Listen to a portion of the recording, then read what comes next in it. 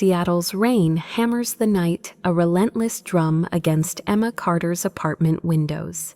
She stands in the dim glow, clutching a crumpled Caribbean cruise itinerary. Her heart poured into every detail, now shattered by her family's betrayal. Her phone buzzes angry voicemails, piling up, each one a stab of guilt and rage. 2 years of saving my dreams, my love. They threw it all away for her, she whispers, voice breaking. Emma slams the itinerary down, eyes burning. No more thunder, crashes shaking the walls. The screen fades to black rain echoing. A faint vow. This is my beginning. The Seattle dawn is gray, a heavy mist clinging to the streets of Bellevue, as I pull my SUV into my parents' driveway. The clock on the dashboard glows 6:02 a.m., 2 minutes late. My heart's already racing, not from the delay, but from the weight of what today means. For 2 years, I've poured every spare dollar, every late night, into planning a Caribbean cruise for Mom and Dad's 35th anniversary. Private cabins with ocean views, snorkeling in turquoise waters, candlelit dinners under the stars. I mapped it all, picturing their smiles, our laughter, a rare moment where I'd finally feel seen. The engine hums as I grip the steering wheel, the leather cool under my palms steadying me. This is it, Emma. You did this for them. The front door swings open and Mom Linda steps onto the porch, dragging a sleek black suitcase. Her scarf flutters in the breeze, and she flashes a smile, too bright for the hour. I force a grin, sliding out of the car to help. Sorry, I'm a little late, Mom.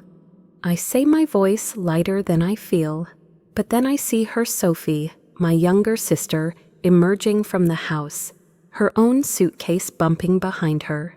Her blonde hair bounces, and she's got that smug look, the one she wears when she knows she's won. My smile freezes. What's she doing here? Morning, Em. Sophie chirps, her tone dripping with fake cheer. Thanks for the ride. I blink, my pulse thudding in my ears. The air feels thicker, like the mist is choking me. What's going on? I ask, trying to keep my voice steady, but it cracks, betraying me. Mom turns, her expression still maddeningly cheerful. Oh, Emma, we decided Sophie should come instead. She's been so stressed since her breakup, poor thing. She needs this trip more than you do. The words hit like a slap. Instead of me. My chest tightens a vice, squeezing my ribs. Mom, I planned this. I paid for everything, every cabin, every tour, every damn dessert. This was our trip. My voice rises sharper than I meant, but Mom just waves a hand like I've pointed out a typo. We're so grateful, sweetheart, but you're always so busy with work. You can take another trip later. Sophie needs this now. Sophie doesn't even look guilty. She shifts her weight, smirking. You're the best, sis, she says. Her gratitude as fake as her tan. Dad Tom shuffles out, avoiding my eyes as he hands me his suitcase. Let's not make a fuss, Emma. He mumbles, his voice barely audible over the rustle of leaves. A fuss? This isn't a fuss, it's my heart breaking. I stand there frozen in their driveway, the mist dampening my hair, my dreams unraveling. 2 years of overtime, of skipping dinners out of dreaming about their pride. All for this. My family standing there expecting me to nod and smile, while they replace me with Sophie, like I'm just the bankroller, not their daughter. I clench my jaw, biting back the words I want to scream. Instead, I force a tight smile, the kind that hurts. Fine, let's get your bags in. My voice is flat, a stranger's. I pop the trunk, the hinges creaking, and lift Sophie's suitcase first. It's heavier than it looks, like my anger settling deep in my bones. As I slam the trunk shut, I catch my reflection in the rear window, eyes wide, lips pressed thin. I don't recognize her, not yet. but something's shifting a spark, igniting in the wreckage of this morning. They think I'll just take this. They're wrong. The hum of the office AC fills the air as I sit at my desk in downtown Seattle, the city's skyline a faint blur through the rain-streaked windows. It's a week before the cruise betrayal, but the sting I feel now is a preview of what's coming. My laptop screen glows with the final slides of a marketing campaign I've poured my soul into for months. Late nights, skipped lunches, endless revisions.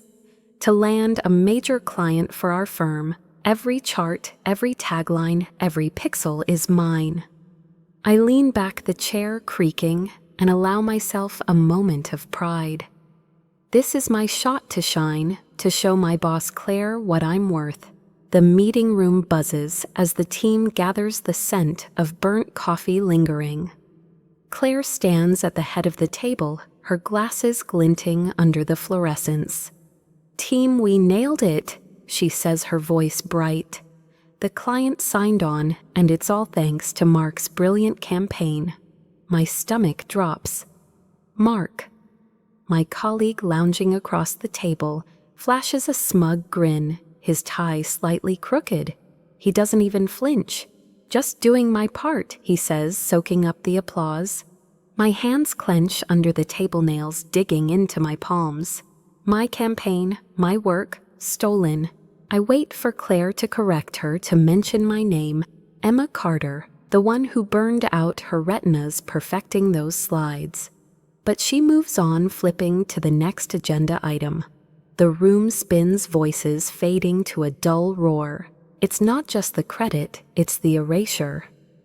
At home, I'm invisible, always second to Sophie. Now at work, I'm erased too. My heart pounds a drumbeat of anger and hurt. I glance at Mark, his smirk mirroring Sophie's, and it hits me. This is my life. Always giving, never seen. After the meeting, I corner Mark in the break room, the clink of coffee mugs a sharp backdrop. "Mark, that was my campaign." I say, my voice low but shaking. "I built it from scratch." He shrugs, pouring sugar into his cup. "It's just business, Emma. Claire saw my name on the final email. No big deal, no big deal." My fists tighten, but I force myself to breathe the air stale with his cologne. "It's a big deal to me," I snap. He chuckles, walking away. "Don't take it personally." Back at my desk, I open my journal, the pages worn from months of late-night thoughts. I write, "Why do I let people walk over me?" At home, it's Sophie. Here, it's Mark. When do I get to matter? The pen trembles in my hand, ink smudging. The office hums around me, but I'm alone in this moment, staring at the truth. I've been the reliable one, the workhorse, the one who fixes everything. Campaigns, family trips, broken dreams. But who fixes me? I close my journal, the leather cover cool against my fingers. The rain outside drums harder, a rhythm that matches my pulse. This isn't just about one campaign, it's about my worth. I think of the cruise, the hours I've spent, planning for Mom and Dad, hoping they'd see me. If they can't, if Mark can't, maybe I need to start seeing myself. The thought is a spark, faint but alive, flickering in the gray of this Seattle morning. I don't know how yet, but something's got to change. I deserve more. The drive to Seattle-Tacoma International Airport feels like a slow suffocation, the air in my SUV thick with unspoken words. My hands grip the steering wheel, knuckles pale as the Bellevue streets fade into the highway's hum.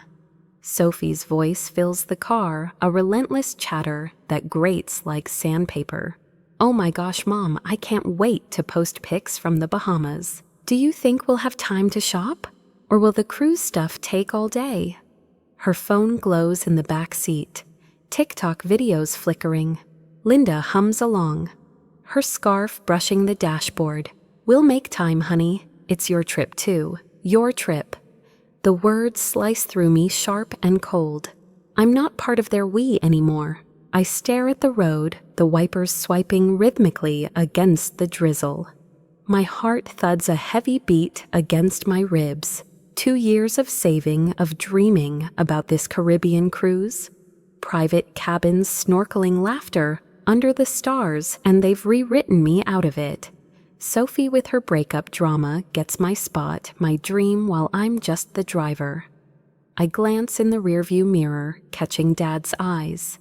Tom's before he looks away, fidgeting with his jacket. "Thanks for driving, Emma."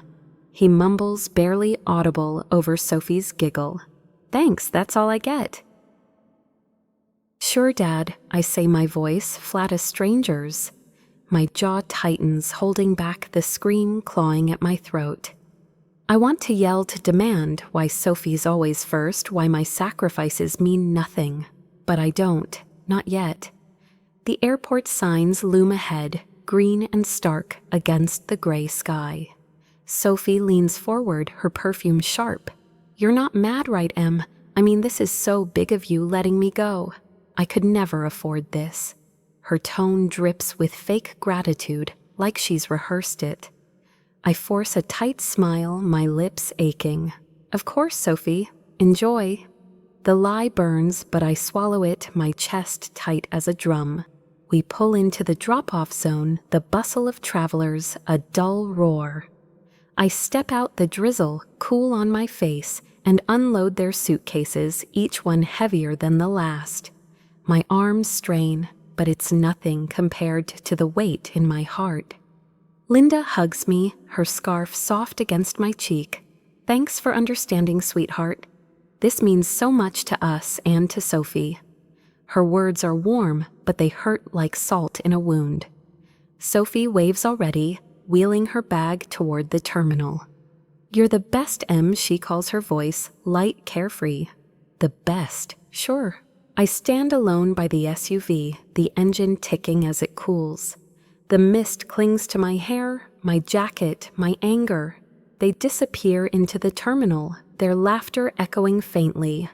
And I'm left with nothing but the truth I've been erased. My dream, my work, my love handed to Sophie like it's hers. My hands ball into fists, nails biting my palms. Tears sting my eyes, hot and unwanted. I slide back into the driver's seat, the leather creaking, and grip the wheel until my knuckles ache. I'm done being their best. I whisper, my voice breaking. The highway stretches ahead, empty and vast, like the hole in my chest. But somewhere deep inside, a spark flickers. I don't know what's next, but I know one thing: I can't keep living like this. Back in my Seattle apartment, the silence is deafening, a stark contrast to the chaos of the morning. The drizzle outside taps against the windows, a soft rhythm that does little to soothe the storm in my chest. I drop my keys on the counter, the clink echoing in the empty space. My living room feels foreign, cozy throw blankets, a half-read novel, a mug from yesterday's coffee. All pieces of a life I've built, yet none of them feel like mine right now.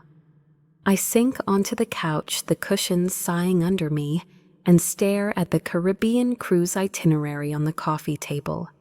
Its crisp edges are creased from my grip at the airport, a reminder of the dream I poured my heart into.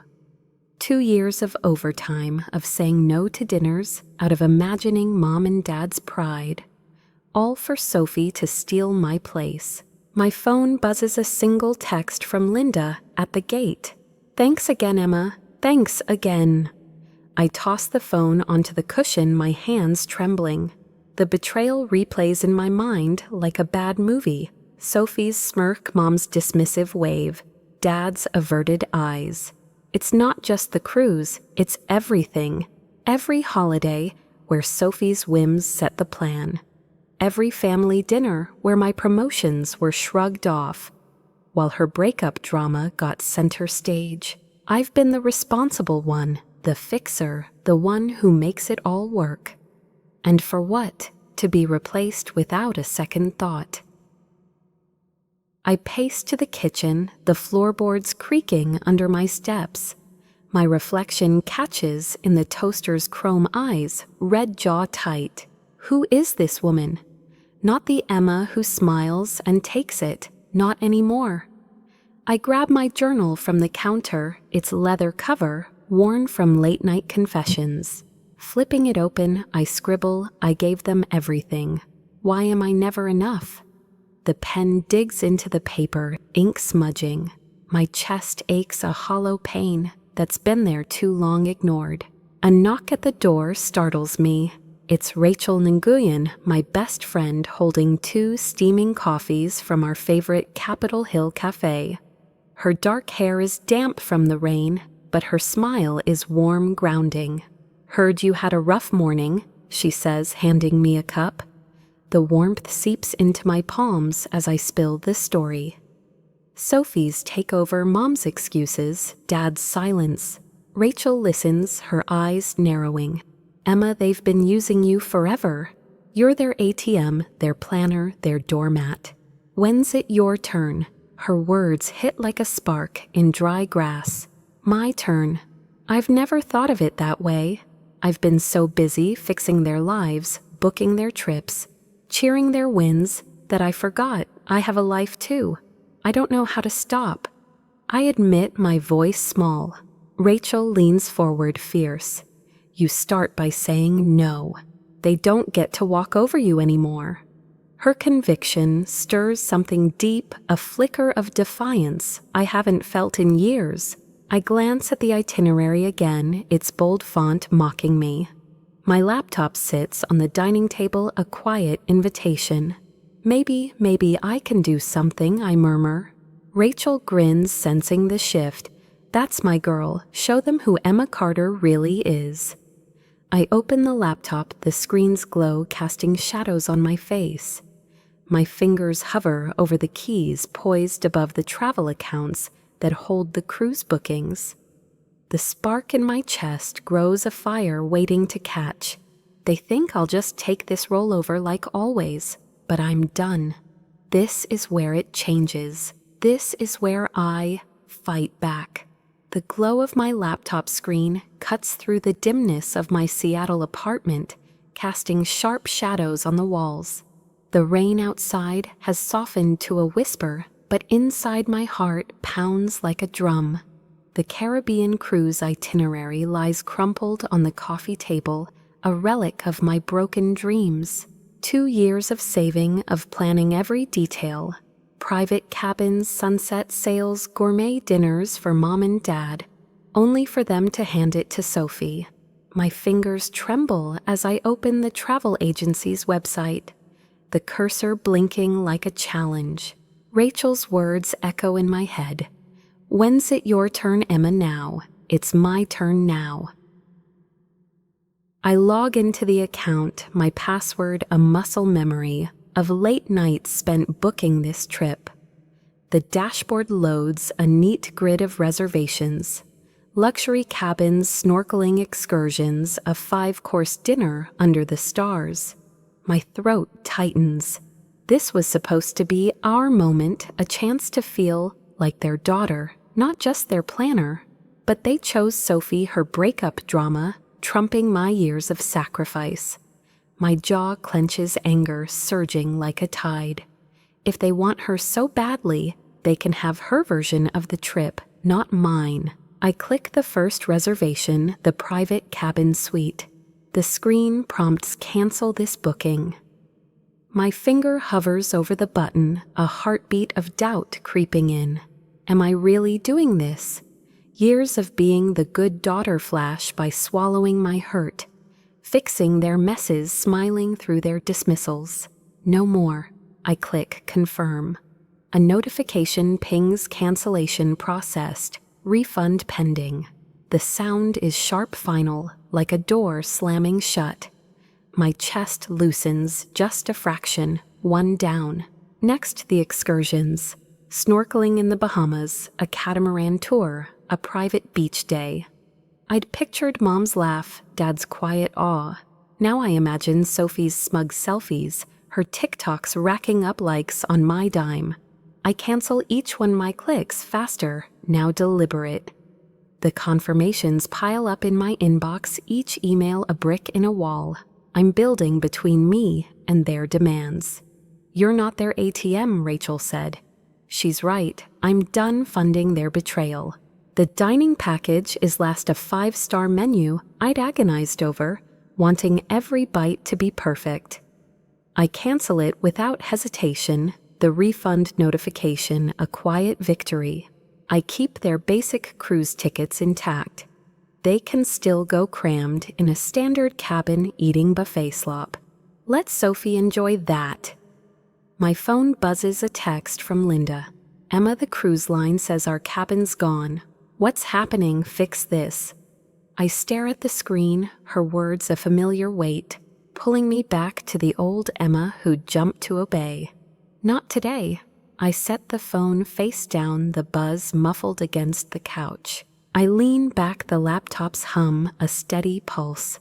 My journal lies open beside me, and I grab a pen, scribbling, "This isn't petty, it's justice. I gave them everything and they gave me nothing.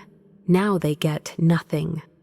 The words spill out raw and jagged, but they free something inside me. My hands are steady now, the trembling gone. I close the laptop, the screen fading to black. The apartment is quiet, the rain a faint murmur, but my mind is alive, electric. They thought I'd take this like always. They thought wrong. My phone buzzes again. Linda, Sophie, maybe Dad. Their anger piling up like the emails in my inbox. I don't check it. For the first time in years, their demands don't own me. I stand stretching and catch my reflection in the window, eyes fierce, shoulders squared. This is Emma Carter, not their fixer, not their doormat. This is me taking back control. The spark from this morning is a flame now burning bright. They'll see soon enough what happens when you cross someone who's done playing nice. The Seattle rain has stopped, leaving a damp chill in my apartment. As I sit on the couch, my phone a silent weight in my hand. The laptop is closed, but the echo of those cancellation emails lingers, each one a step toward freedom. I've taken back the Caribbean cruise, my dream, my sacrifice from Mom, Dad, and Sophie. No more private cabins, no snorkeling, no gourmet dinners. They'll get their trip, but it'll be the bare-bones version, not the one I poured my heart into. My journal lies open, my last entry stark, "This is justice." But justice doesn't stop, the guilt gnawing at me. A quiet voice whispering, "Are you sure?" I push it down. They made their choice. Now they live with it. My phone buzzes, shattering the silence. A voicemail from Sophie lights up the screen. I hesitate, my thumb hovering, then hit play. Her voice is venom sharp and entitled. "Emma, you're so selfish." The cruise line says our entire plan's canceled, cabins, tours, everything. "You did this, didn't you? Fix it now or you're dead to me." The words sting, but they also ignite something, anger, hot and fierce. Dead to her? After I funded her little getaway, my jaw clenches and I delete the message, the swipe a small rebellion. Another buzz, a text from Linda. "Emma, this isn't funny. The cruise line says we have no reservations left. Call them immediately." Her urgency is familiar, the same tone she used when I'd fix her forgotten bills or Sophie's messes. My chest tightens, but I don't reply. Then Dad's message comes softer, heavier. "Emma, this isn't you. Please call us. We're worried. Worried about what their ruined vacation or the daughter they erased." I set the phone down, its buzz muffled against the cushion. Their words are chains, trying to drag me back. To the old Emma, the one who'd apologize, who'd fix it. Not anymore. I need air perspective. I grab my jacket and head to our favorite Capitol Hill cafe, the one with mismatched chairs and the scent of roasted beans. Rachel Nguyen's already there, her dark hair tucked under a beanie, 2 lattes steaming on the table. "You look like you just fought a war," she says, sliding a cup toward me. I laugh brittle and spill it all. Sophie's threats, Mom's demands, Dad's guilt trip. Rachel's eyes narrow fierce. "They're mad because you're not their puppet anymore, Emma. They've been riding your coattails forever. Keep going. Don't let them pull you back." Her words are a lifeline anchoring me. I feel guilty, I admit, tracing the rim of my cup, like I'm betraying them. Rachel leans forward, unflinching. "They betrayed you.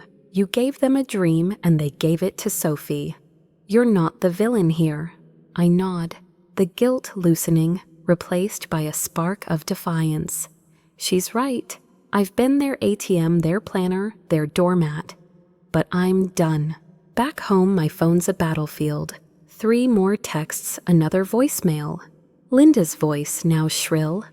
"Emma, we're at the port tomorrow, and they say we're in a tiny cabin.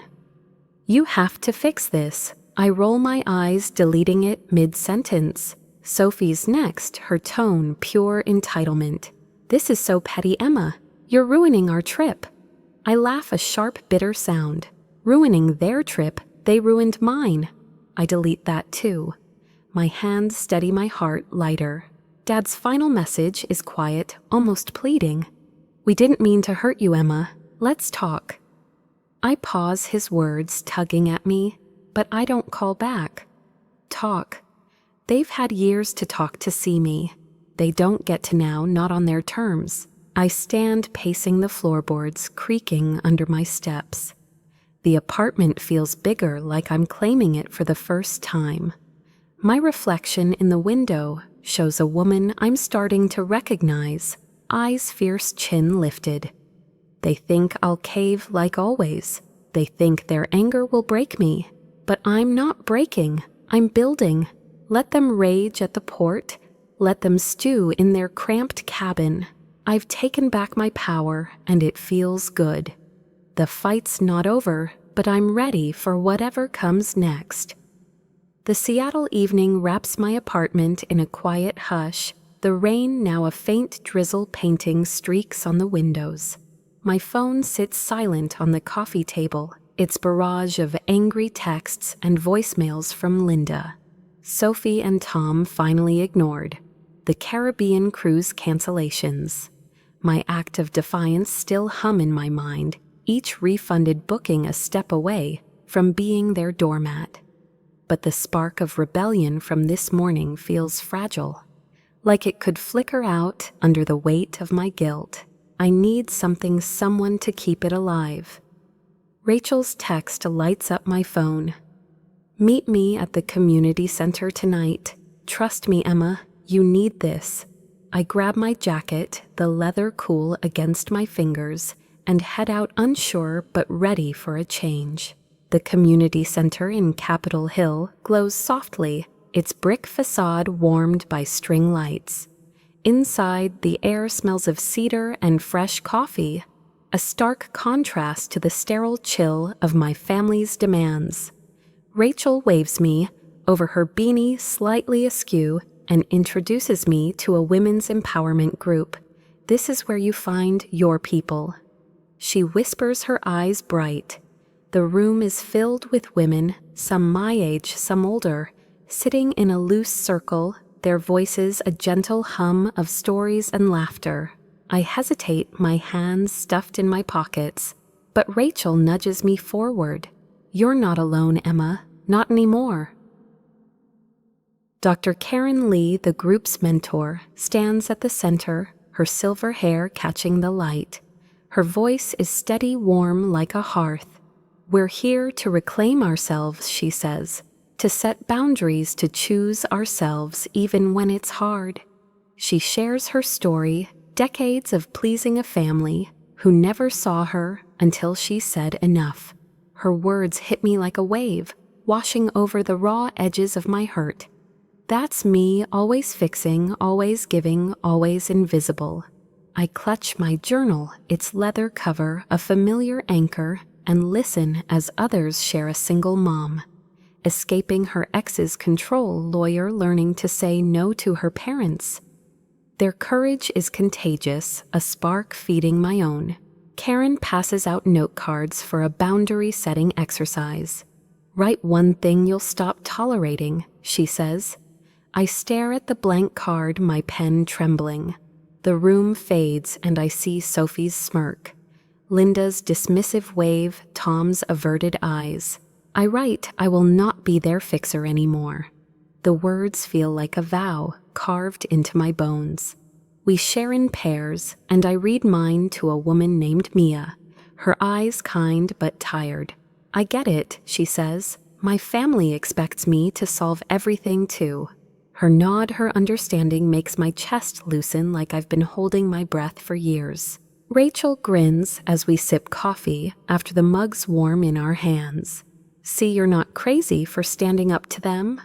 I laugh a real laugh, light and free. I thought I was, I admit. But this feels right. Karen joins us, her smile gentle. You're stronger than you know, Emma. Keep writing your truth. She taps my journal, and I nod a promise to myself. Back home, I open it, scribbling new goals, travel alone, speak up at work, live for me. Each word is a brick in a new foundation, one they can't tear down. The apartment feels different now, like it's mine. The drizzle outside is a soft lullaby, not a storm. My phone stays dark no more, buzzes no more, demands. I think of the group, their stories, their strength.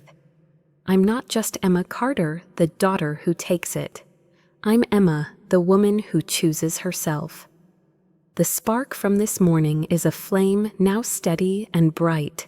They can rage at their cruise port, but I've found something better. A community that sees me a path that's mine. I'm ready for what's next, and for the first time I'm not afraid.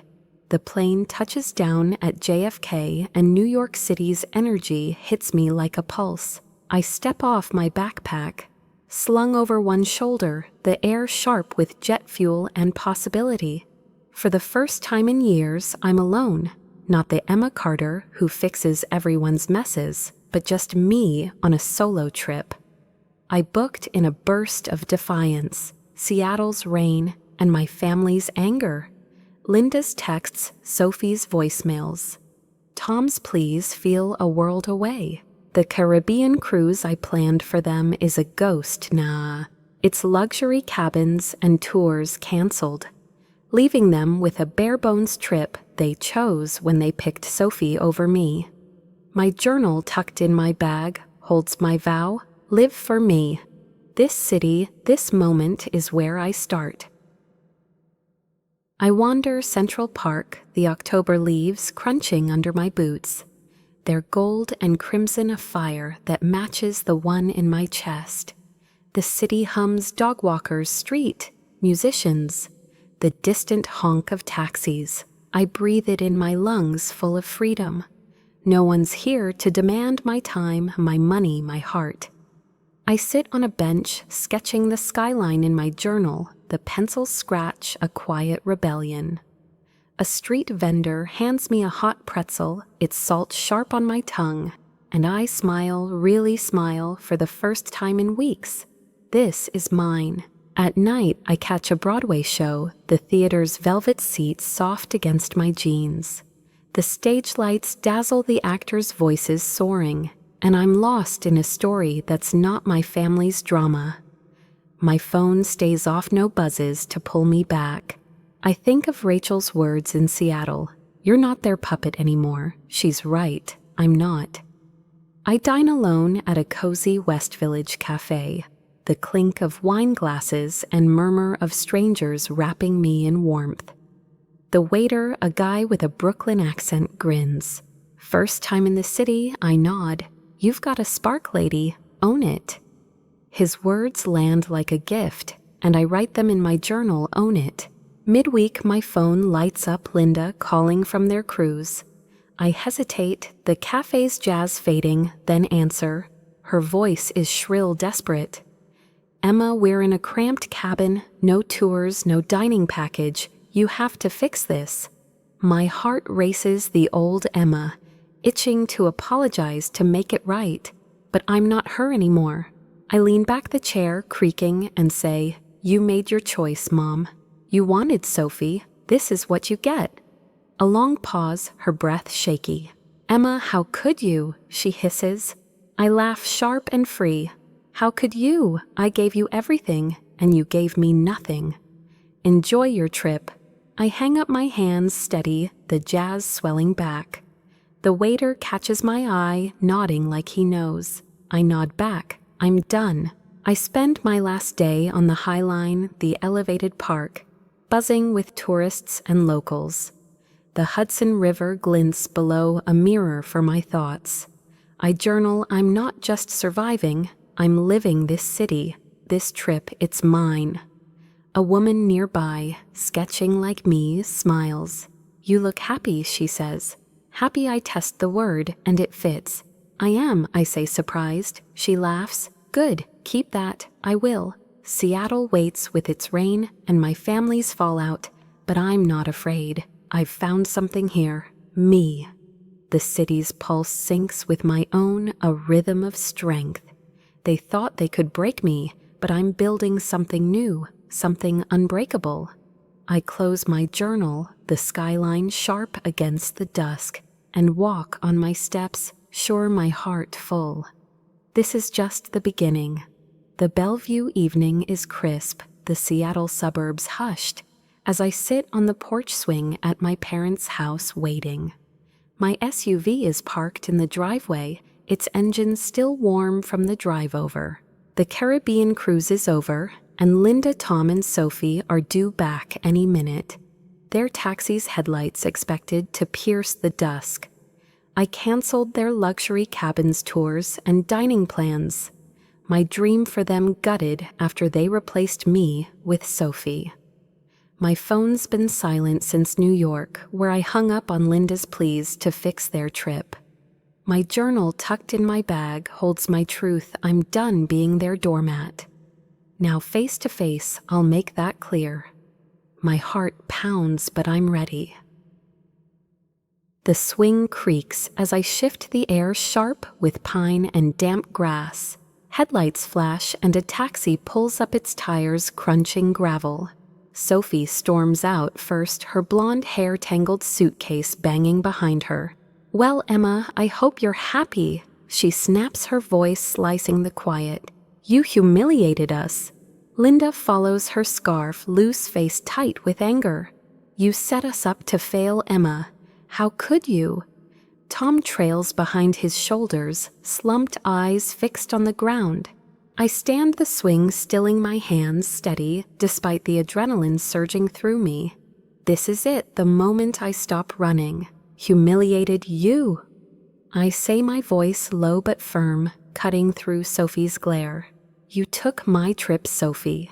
My money, my planning, my heart. And you didn't even blink. I step forward, the porch boards creaking. I gave you a dream and you gave me a backseat. Don't talk to me about humiliation. Sophie scoffs, crossing her arms. It was a disaster, cramped cabins, awful buffets, no tours. We looked like idiots. Her entitlement burns, but I don't flinch. Good, I shoot back. Maybe you'll think twice before stealing what's not yours. Linda steps closer, her eyes flashing. Emma, this was cruel. You knew we couldn't afford what you planned. You wanted us to suffer. Her words sting, tugging at the old Emma who'd cave, who'd fix it. But New York's skyline, Rachel's voice, the women's group. They're with me now. I square my shoulders. Cruel was replacing me without a word. I spent years saving for that cruise for US. You chose Sophie, Mom. You don't get to enjoy my work without me. My voice rises steady, unbreakable. Linda's mouth opens, then closes, her certainty cracking. Tom finally speaks, his voice soft, heavy.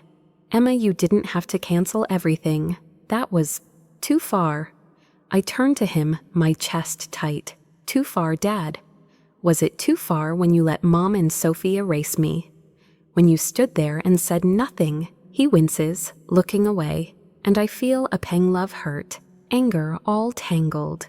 You're supposed to be my family, I say, my voice breaking. But you made me feel like nothing. I'm done letting you. Sophie rolls her eyes. You're so dramatic, Emma. It's just money, just money. My laugh is sharp bitter, just money.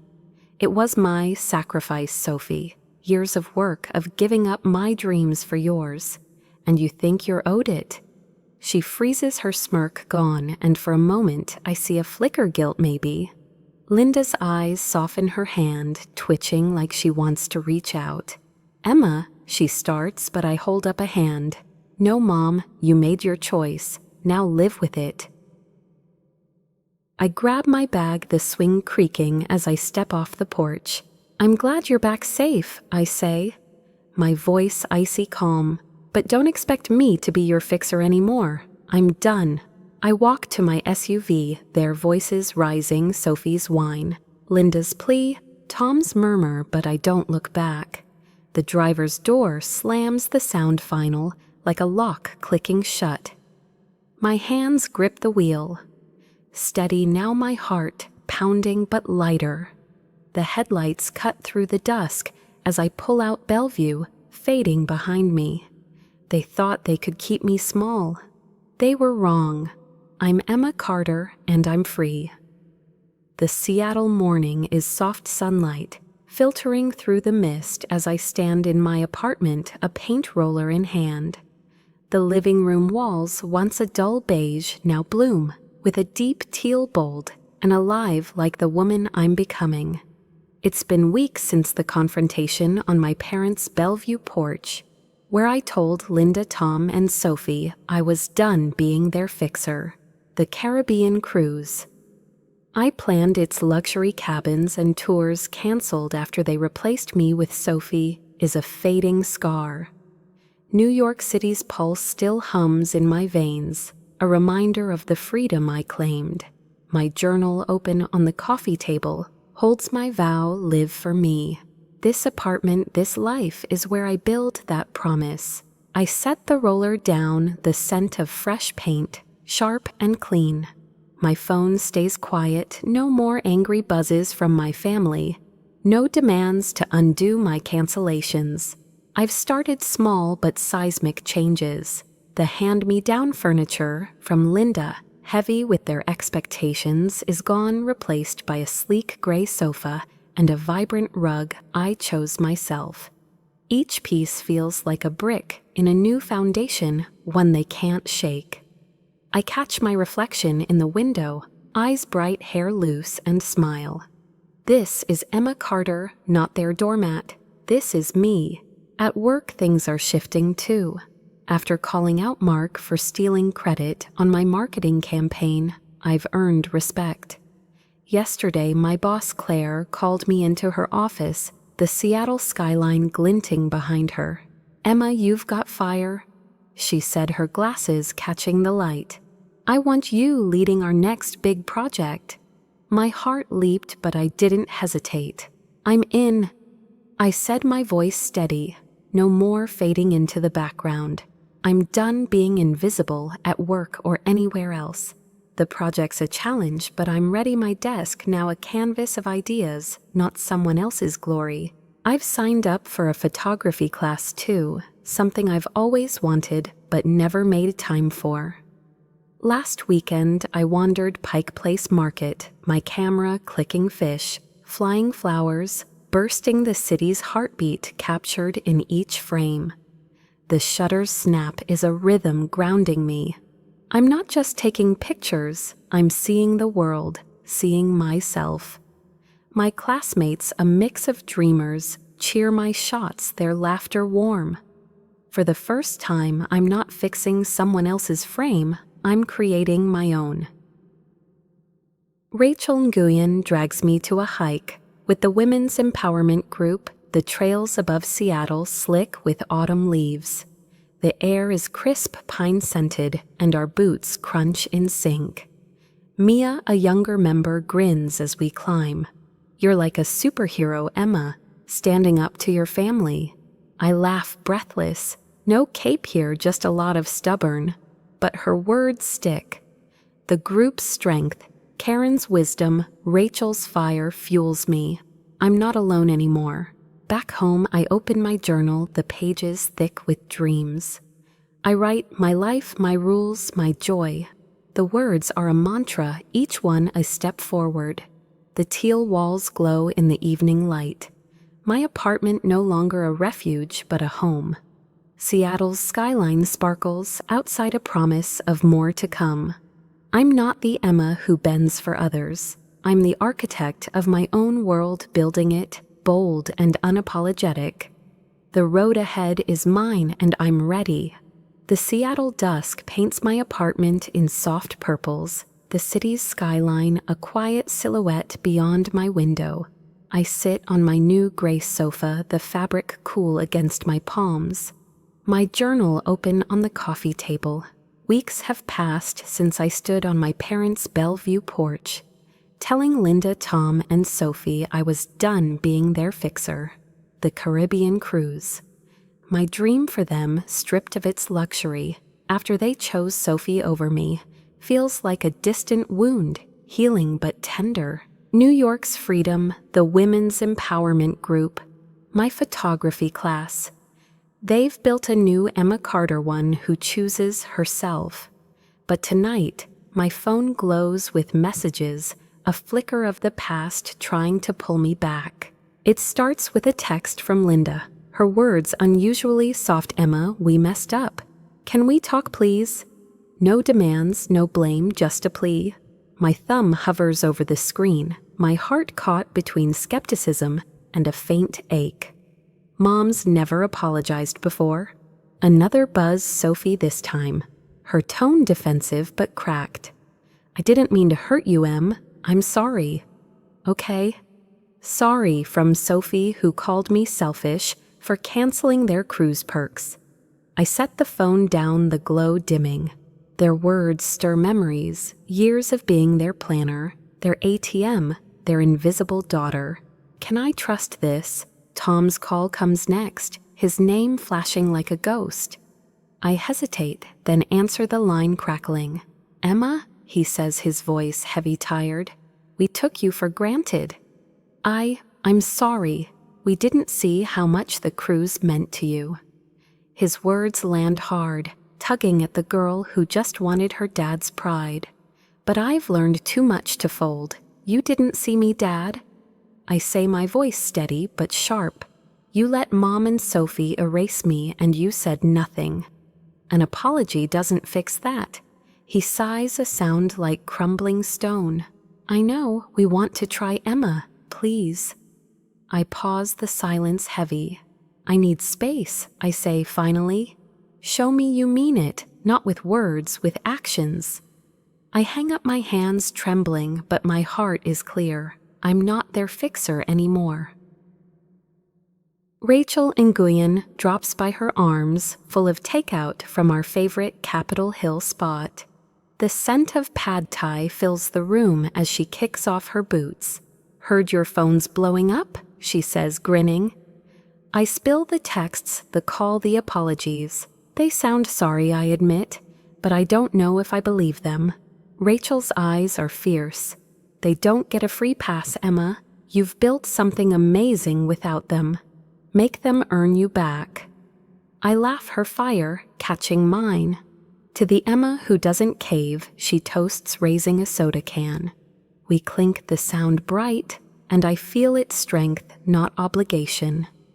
My family's words are seeds, but I'm not ready to plant them. Not yet. I stand pacing the floorboards, creaking under my steps. My teal walls glow, a reminder of the life I'm building, photography work hikes with the group.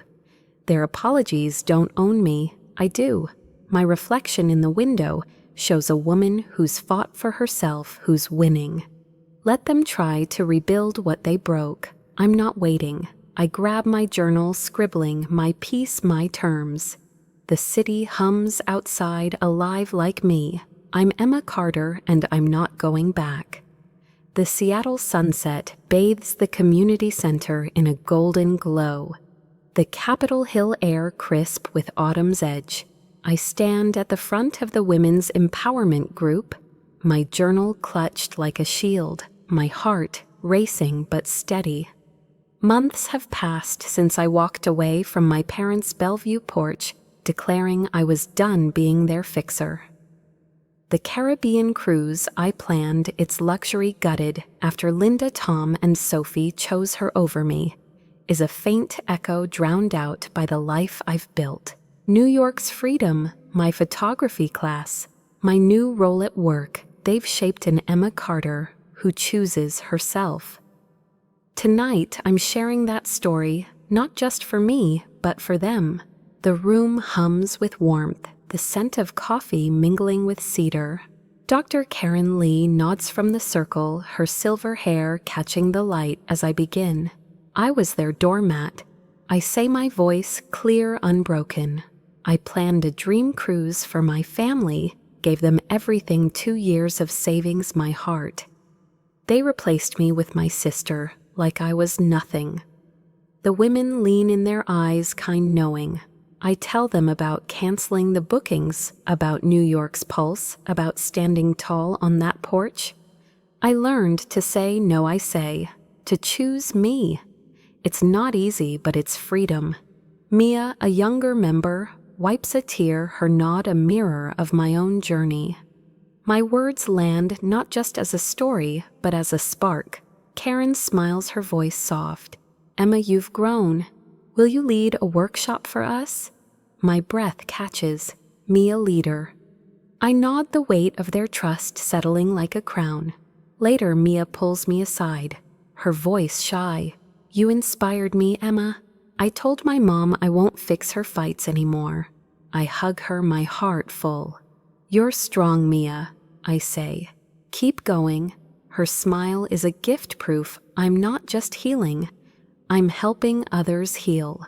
The group's applause lingers. As I leave, my steps light the night air, a caress. Back home, I sit on my balcony, Seattle's skyline twinkling like a promise. My teal walls glow inside my new sofa, a throne of my own making. I open my journal, its pages thick with dreams. I write, learn Spanish, start a freelance business, see Hawaii, be my horizon.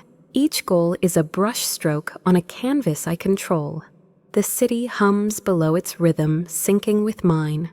I think of Rachel's toast, Karen's wisdom, Mia's courage. They're my tribe, not my family's shadow. Linda's texts, Sophie's half apology. Tom's call, they're distant, now seeds I might plant later on my terms. I stand leaning against the railing, the breeze cool on my face. My reflection in the glass shows a woman, unbound eyes, fierce heart open. I'm not the fixer who bent for others. I'm Emma Carter, the builder of my own world, the mentor who lifts others up. They thought they could keep me small, but I'm boundless. The sunset fades, but my fire doesn't. This is my life, my freedom, and I'm just getting started. My Seattle balcony glows under the fading sunset, the city's skyline, a tapestry of lights that mirror the fire in my chest. I'm Emma Carter, no longer the daughter who fixes everything for Linda, Tom, and Sophie. The Caribbean cruise I planned, 2 years of savings. My heart poured into every detail was stolen when they chose Sophie over me. I took it back, canceling their luxury, and found myself in New York's pulse, in the women's empowerment group, in the life I'm building. Now, as I look out at this city, my journal open to dreams only I define. I want to share what I've learned, not just for me, but for you. First, value yourself. First, I gave everything, my time, my money, my dreams. To a family who didn't see me, I thought that's what love meant. It's not. You can't pour from an empty cup. Say no to demands that drain you. Book that trip, chase that goal, put your dreams first. You're worth it. Second, set boundaries. I used to think saying enough was selfish. It's survival. When I told my family I was done being their fixer, it hurt, but it freed me. Draw your line, whether it's family work or friends, and hold it. Your peace is non-negotiable. Third, seek support. I was drowning until Rachel and the empowerment group showed me I wasn't alone. Find your tribe friends, mentors, a community who lift you up, who see your spark. You don't have to fight solo. Their strength will fuel yours. Finally, embrace change. Letting go of my old role as the family's doormat was terrifying, but it was my rebirth. Change feels like a leap, but it's where you find your wings. Step into the unknown, trust yourself, and watch who you become. I'm standing here, my journal full of dreams. Spanish lessons, a freelance business. Hawaii's shores because I chose me. You can too. What's your first step? Share it below. Let's light each other's fires. The skyline fades, but my heart doesn't. This is our beginning.